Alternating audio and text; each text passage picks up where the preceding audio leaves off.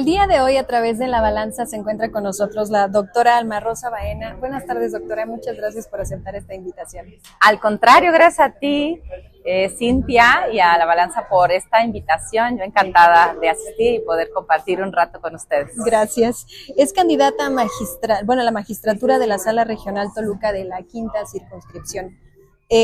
Sabemos brevemente, porque la preparación es bastante,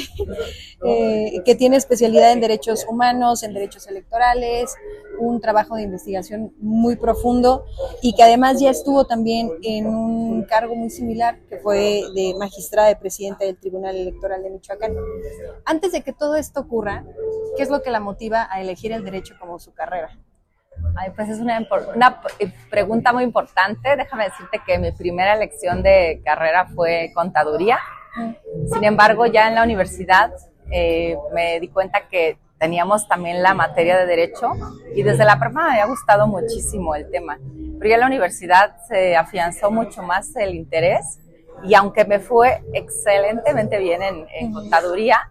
me pareció que pues no era mi vocación y que era una materia en la que no tendría ningún conflicto, pero sentía que no me retaba como persona, como ser humano, y que a lo mejor lo que pudiera impactar en la sociedad pues no me permitiría tal vez la carrera de contaduría. Por eso fue que para el segundo semestre decidí cambiarme a Derecho. Me apasionaba muchísimo los temas, sobre todo en aquel entonces acababa de ocurrir el levantamiento armado en Chiapas. Entonces,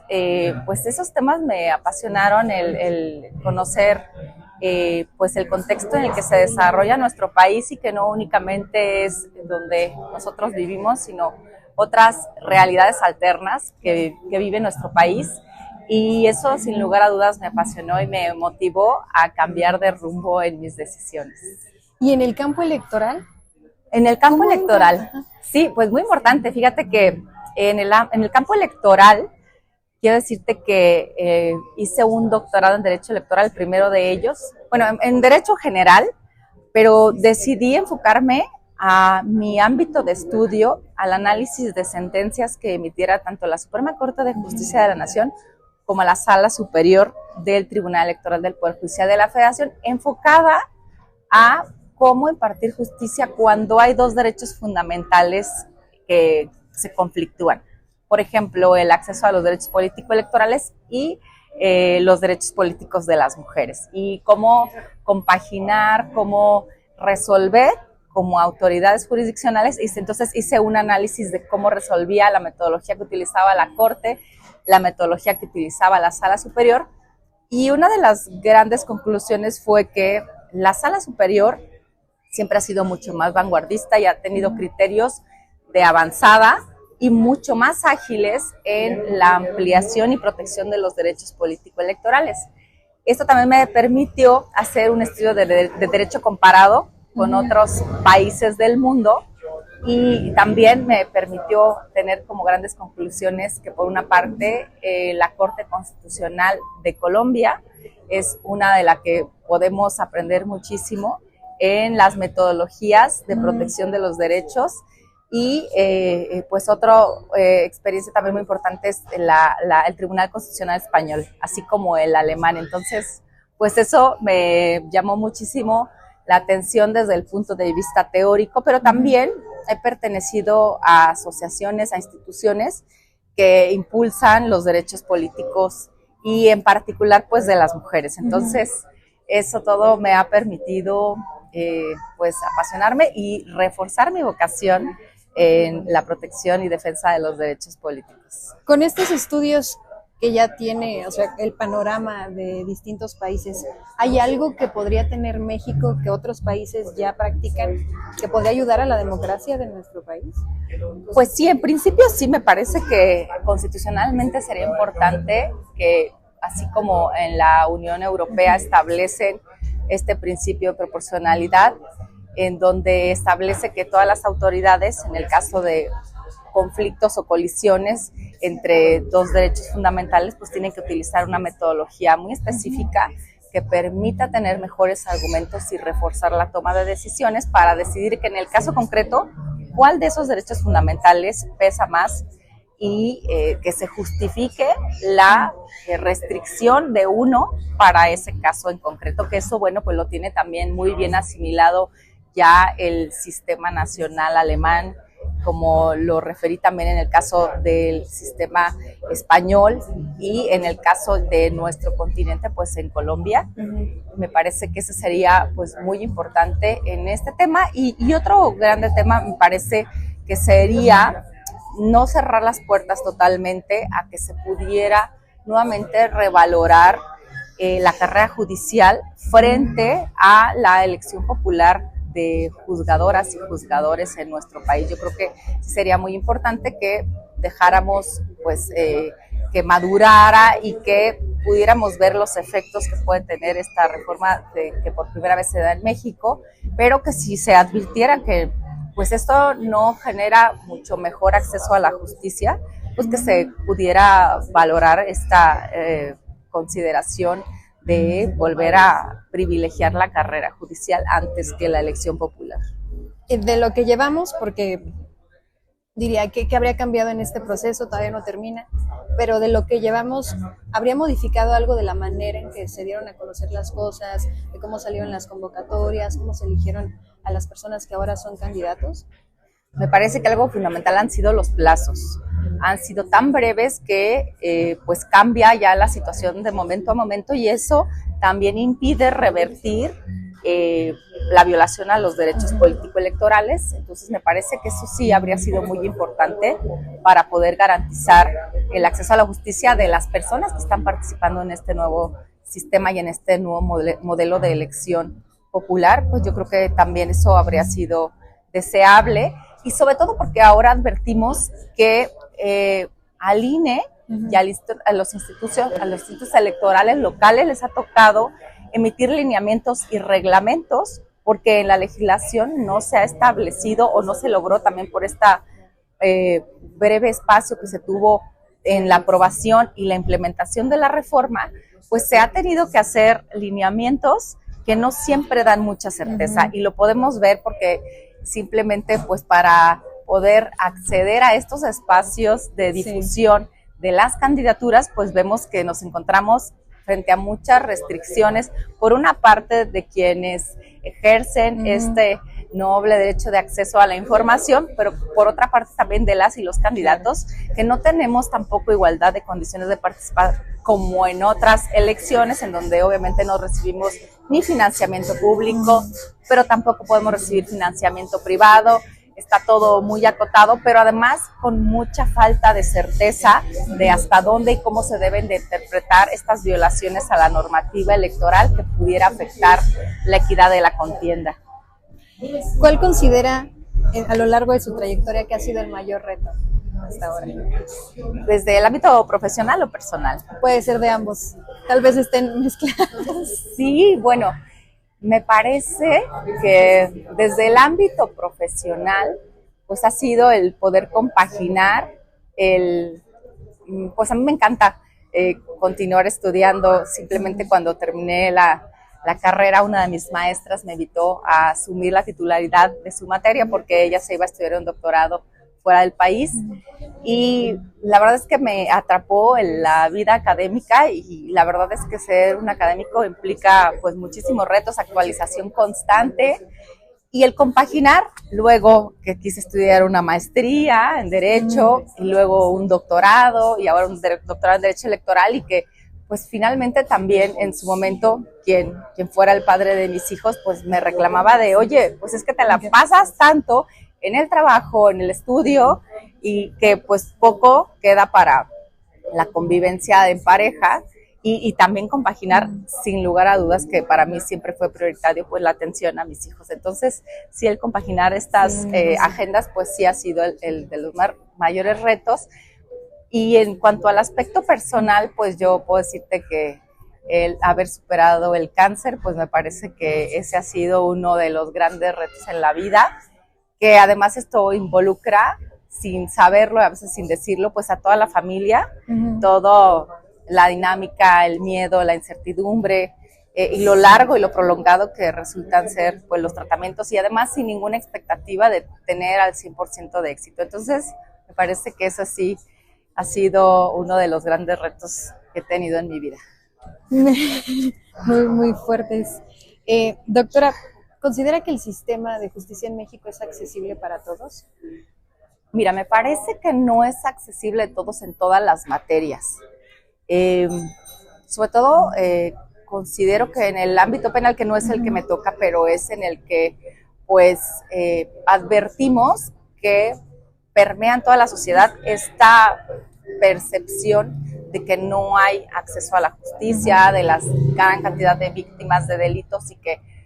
no se denuncian en primer lugar, es decir, que muy poco se denuncia, menos del 10% de todos los delitos que se cometen, y que finalmente de todos estos asuntos que pudieran llegar a una sentencia, pues tampoco no se logra abatir ni reducir el grado o el índice de impunidad. Sin embargo, yo te puedo decir que trasladando este tema a la materia electoral, pues tanto a nivel federal como a nivel local, se cuentan en ambos tribunales de ambos órdenes, con defensorías públicas capacitadas, especializadas, que de manera gratuita y también a distancia, es decir, establece muy buenos mecanismos de accesibilidad con la finalidad de que la gente no se tenga que trasladar, por ejemplo, sí, a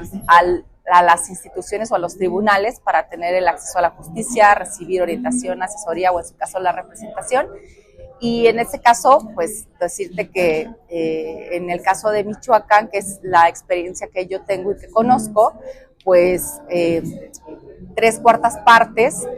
o sea, 3 de 4 personas que van a solicitar el acceso a la justicia y la orientación a la defensoría, pues son gente de fuera de Morelia, y que pues en un 50% de proporción van hombres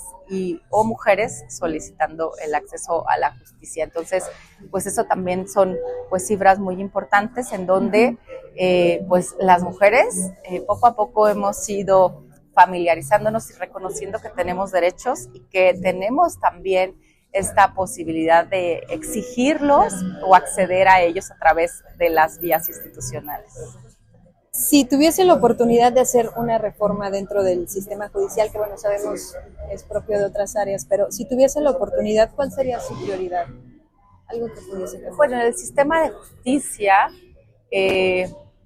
pues me parece muy importante que, por ejemplo, lo puedo hablar de manera más clara y contundente en el caso de los tribunales electorales locales. Hay una gran problemática que se vive a nivel nacional. Cuando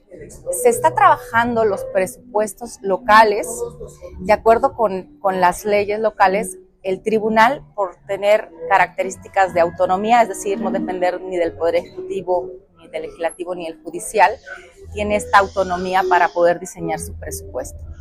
Sin embargo, en primer término tenemos que entregarlo al titular del Poder Ejecutivo, y el Poder Ejecutivo en teoría tendría que presentarlo tal cual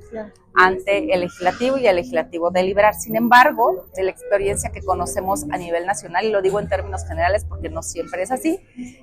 los tribunales electorales locales presentan su presupuesto ante el Ejecutivo, pero el Ejecutivo considera que ese monto es excesivo y ya lo recorta y lo presenta ya reducido ante los diputados o diputadas locales, lo cual pues hace complejo después esta dinámica después de estar gestionando ampliación presupuestal porque no es suficiente. Y luego llega a pasar que pues al siguiente año hacen reducción presupuestal. ¿Qué pasa si los tribunales o los institutos electorales locales se ven mermados y no pueden garantizar con ese presupuesto la operatividad y el desarrollo? Bueno, pues ese es un gran problema. Entonces a mí me parece que sí sería adecuado que se estableciera un porcentaje del presupuesto de todo el año que se tiene para el respectivo Estado de la República, que se pudiera destinar a los institutos y a los tribunales, porque sí, lo que ya ha pasado en otras experiencias y en otras entidades, que los institutos, al no contar con el recurso suficiente, pues declinan ante el INE y dicen, estoy imposibilitado de hacer las elecciones, de organizarlas, y entonces INE, realízalas tú, porque yo con este presupuesto definitivamente no puedo. Y en el caso de los tribunales, bueno, pues también lo que puede pasar es que en caso de que no estén satisfechos con las determinaciones que emitan los tribunales, pues sea también utilizado como un mecanismo de castigo a los tribunales, que no se ajusten o no se alineen a las determinaciones, por ejemplo, del gobierno, de la entidad que corresponda. Lo digo porque, pues, así, al haber sido secretaria general de una asociación de tribunales electorales de todo el país, pues este intercambio de opiniones y de experiencias con consejeros y con magistradas y magistrados, pues advertimos que en algunos estados esto llega a ocurrir, lo cual sin duda demeritaría la imparcialidad, la objetividad que debe de garantizarse por parte de un tribunal o un instituto. Digo, un claro ejemplo para nosotros simples mortales es que no van a existir las actas en braille, por ejemplo. Claro. Que termina siendo una consecuencia directa. Exacto. Y con su experiencia, ¿qué garantiza en temas electorales el que sí se resguarde nuestro principal derecho a votar, tomando en cuenta las condiciones en las que nos encontramos? Un país en el que un poder tiene la mayoría de este recurso, y luego tenemos circunstancias en las que el crimen organizado u otras organizaciones como que tienen una incidencia directa en los ejercicios democráticos. ¿Cómo se garantiza ese derecho para los ciudadanos? Bueno, la verdad es que es muy importante tu pregunta, porque me parece que es la esencia de los tribunales. Esto se debe de garantizar a través de, a su vez, proteger la permanencia de las y los integrantes del Poder Judicial, evidentemente habiendo procedimientos correspondientes para sancionar cuando se advierta que hay nepotismo, cuando se advierta que hay conflicto de intereses, cuando se advierta que hay abusos de poder, o cuando se advierta que hay irregularidades en el ejercicio del cargo. Pero sin lugar a dudas, el que existan juzgadoras o personas juzgadoras que tengan garantías plenas de que pueden realizar plenamente y autónomamente y de manera imparcial el acceso a la justicia, y que entonces estas determinaciones no recaigan después en una sanción o en una presión de algún otro tipo, que eso condicione la permanencia de las y los juzgadores, porque sin lugar a dudas que si tenemos personas juzgadoras que están condicionadas, pues esto puede afectar, por una parte, pues al desarrollo profesional y al proyecto de vida de quienes nos dediquemos o nos dedicamos y sea nuestra vocación ser impartidores de justicia, pero por otra parte, que es, me parece la más importante, porque esto ya no queda solo en el fuero personal, sino ya también en el ámbito general, pues ¿qué pasa entonces con la ciudadanía? Pues no tendría la manera de saber que si algún día se enfrenta en un tribunal para defender o que se le reconozca algún derecho, se le restituya, pues si ya está condicionado ese tribunal, pues entonces de nada serviría el que tengamos inclusive personas profesionales de la impartición de justicia especializadas, pero pues que se encuentren viciadas en esta obligación de objetividad y de imparcialidad que deben de garantizar a las partes. Doctora Baena, si tuviese que elegir 3 valores que son su base y que la representan, y que al tomar una decisión prácticamente los valores hablan por usted, ¿cuáles serían estos 3 valores? Me parecería que pues la honestidad, la transparencia y pues la integridad de las personas. Si tuviese la oportunidad también de cenar con algún personaje histórico y preguntarle algo, ¿con qué personaje sería? Esta es una pregunta muy, muy bonita. Me parece que con la ex jueza de la Suprema Corte de Justicia de Estados Unidos, Ruth Bader Ginsburg, que pues es una juzgadora que me parece que a todas las mujeres que nos dedicamos al ámbito jurisdiccional nos inspira, porque pues ella, a pesar de tener complicaciones para acceder a los estudios en Harvard como lo aspiraba, pues ella era muy adelantada para su época. Ella buscaba con perspectiva de género, ella advertía la importancia de que no hubiese discriminación. Hubo un caso muy bonito, interesante de ella, que también para la época, en donde decía y se ponía en tela de juicio si se podía exigir a una niña atleta de 13 años que se quedara totalmente desvestida y solamente con su ropa interior para advertir si traía consigo algún tipo de estupefacientes. Y entonces ella, pues muy sensible, me parece que generaba mucha empatía con las personas a las que les impartía justicia y les decía, visualícense ustedes siendo una niña de 13 años y que está siendo revisada por adultos y que le exige que se desnude y que además está siendo cuestionada cuando no hay una base objetiva de donde ustedes adviertan que ella se está dopando o que está utilizando este tipo de estupefacientes, como para que se llegue a una medida tan desmedida y desproporcionada en perjuicio de una menor de edad. Entonces, la verdad es que pues cuando uno puede advertir este tipo de sensibilidad, de perspectiva y de humanismo, pues es, sin lugar a dudas, una de mis grandes inspiraciones, y con quien además me atrevería a preguntarle que el sistema jurídico mexicano, en el contexto en el que estamos, pues cuál sería su predicción de este cambio en la forma de elegir a los integrantes del Poder Judicial y cuál sería pues la perspectiva que tendría respecto del futuro de nuestro sistema en estas condiciones y con estas nuevas reformas constitucionales. ¿Y qué cree que es peor? Como pregunta obligada a todos los candidatos que hemos entrevistado. ¿Un culpable en libertad o un inocente en la cárcel? Bueno, en ambos casos me parece que es reprobable. Pero bueno, si necesitara decidir qué es peor, sin lugar a dudas, pues un inocente en la cárcel, porque además advertimos que en el caso mexicano y con las observaciones que se han hecho incluso por parte de organismos internacionales protectores de derechos fundamentales, pues las cárceles en México no cuentan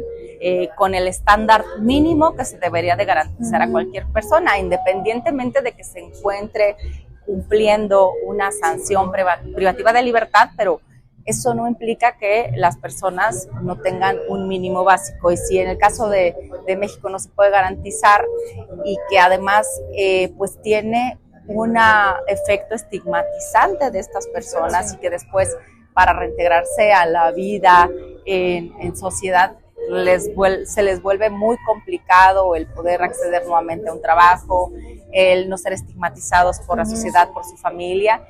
y habiendo sido inocente, que ya tenga todavía esta doble carga, primero al interior y después en el exterior de reproche social, pues imaginemos, me parece que si tuviéramos que decidir y esas serían las únicas opciones, pues sí me inclinaría por esa respuesta. Y finalmente, en una palabra, ¿qué significa justicia para usted? En una palabra sería democracia, porque en un sistema donde no hay democracia, donde no hay división de poderes, donde no hay garantía de derechos humanos, que pues eso llega a pasar como consecuencia de un sistema antidemocrático o autoritario, pues eso no nos garantiza entonces el mínimo de derechos y nuestros derechos básicos, inherentes, inalienables a todas las personas.